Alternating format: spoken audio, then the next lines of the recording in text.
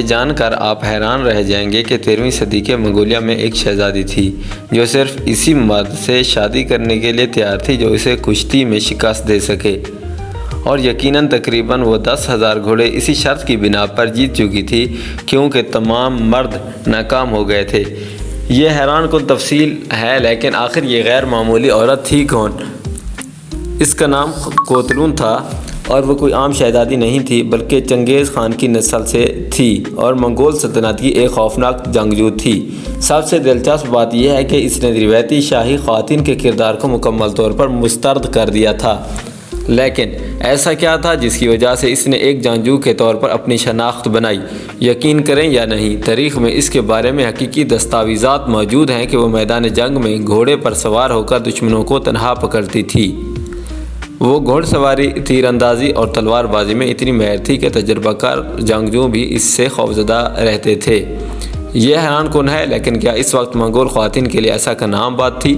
اگرچہ منگول خواتین کو اپنے دور کے دیگر ثقافتوں کی نسبت زیادہ حقوق حاصل تھے، کوتلون اس دور کی خواتین میں بھی غیر معمولی تھی۔ وہ اپنے والد قیدو خان کی سب سے قابل اعتماد فوجی مشیر بن گئی تھی، اور حیرت انگیز بات یہ ہے کہ اس کے والد اسے اپنا جانشین بنانا چاہتے تھے، یعنی 13ویں صدی میں ایک خاتون حکمران۔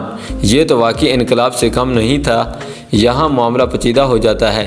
باوجود اس کے کہ وہ ایک ناقابل شکست جنگجو تھی، مردوں کی حاکمیت پر مبنی سیاست نظام ایک خاتون کو بطور حکمران قبول کرنے کے لیے تیار نہیں تھا، اور سب سے افسوسناک بات، کچھ تاریخی ذرائع کے مطابق اسے خود اس کے ہی لوگوں نے قتل کر دیا تھا کیونکہ وہ اس کی بڑھتی ہوئی طاقت سے خوفزدہ تھے۔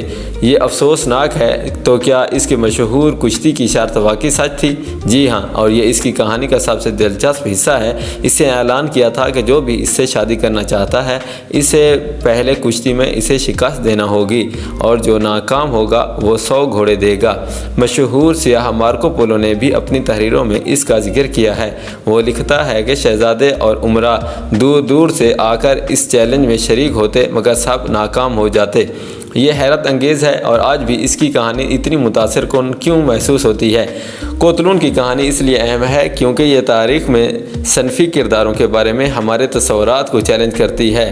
یہ صرف ایک عام خاتون نہیں تھی بلکہ اس نے روایتی مردانہ شعبوں میں نہ صرف برابری حاصل کی بلکہ برتری بھی حاصل کی، اور سب سے دلچسپ بات، اس نے اپنی جسمانی طاقت کا استعمال ایسے طریقے سے کیا کہ وہ سماجی طور پر بھی قابل قبول رہی۔ یہ واقعی دلچسپ نکتہ ہے۔ اس نے نظام کے اصولوں کو استعمال کرتے ہوئے اپنی آزادی برقرار رکھی۔ بالکل، اور خاص بات یہ ہے کہ اس کے بارے میں مختلف تاریخی ذرائع موجود ہیں، بشمول مارکو پولو کی تحریریں۔ وہ کوئی افسانوی کردار نہیں تھی بلکہ ایک حقیقی شخصیت تھی، اور اس کی کامیابیاں اتنی غیر معمولی تھیں کہ انہیں تاریخ سے مٹایا نہیں جا سکا۔ تو اگر اس کی کہانی کو آج دیکھا جائے تو سب سے بڑا سبق کیا ہے؟ سب سے اہم بات یہ ہے کہ قابلیت اور صلاحیت ہمیشہ موجود رہی ہیں، چاہے تاریخ میں ان کا اعتراف کم کیا گیا ہو۔